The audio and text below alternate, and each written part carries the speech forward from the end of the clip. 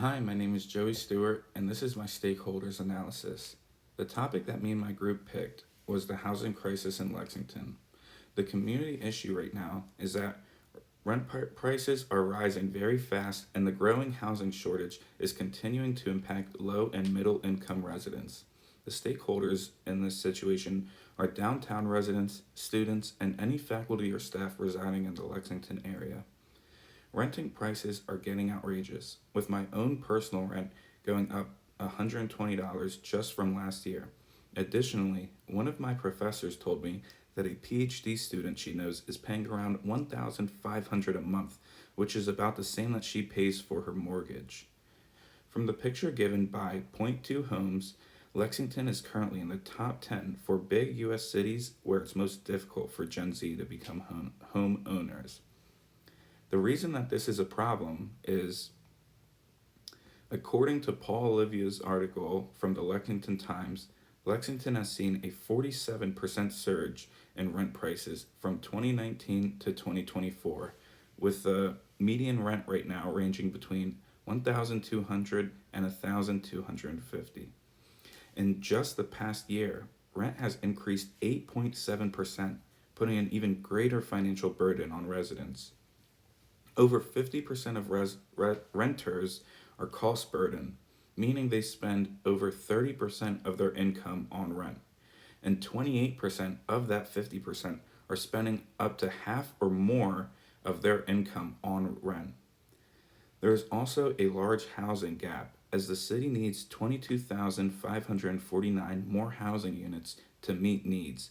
Excluding student households, the city is still 17,789 units short, showing how big of a problem this is not just for students, but the downtown residents and staff that live nearby. Affordable Housing Needs Analysis conducted a public survey collecting over 1,200 responses from residents, and it revealed that high housing costs are causing people to relocate to places that are more cost efficient.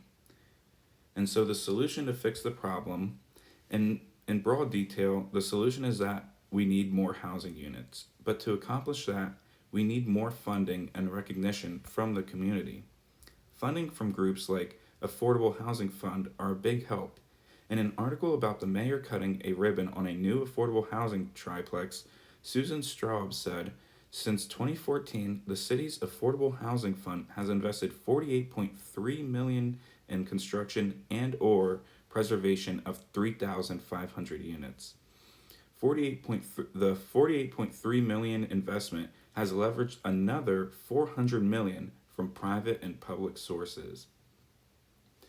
Among the sources of funding, this triplex only cost $175,000 to build because of the volunteers giving up their time and skills to help. Habitat houses before COVID could be built for around 80 to 90,000, but today with the same exact house and the same materials would cost upwards of 130,000. Having community support is just as big of a help as the funding is. In the survey I brought up earlier, previously done by Affordable Housing Needs Analysis, it reported that some of the problems they faced in expanding affordable housing was overcoming community resistance to new development. Many in the community support the idea of taking worn down areas and putting it to use by building affordable housing with state funding. In an article about the Kentucky Housing Task Force meeting for solutions, Daryl Nahir, CEO of Habitat for Humanity, said, state funds help support the purchase and eventual transformation of a former Transylvania University baseball field into an affordable housing complex. I believe that with state funding and support, such as volunteering, we can minimize this housing crisis as a community. That is all. Thank you for listening.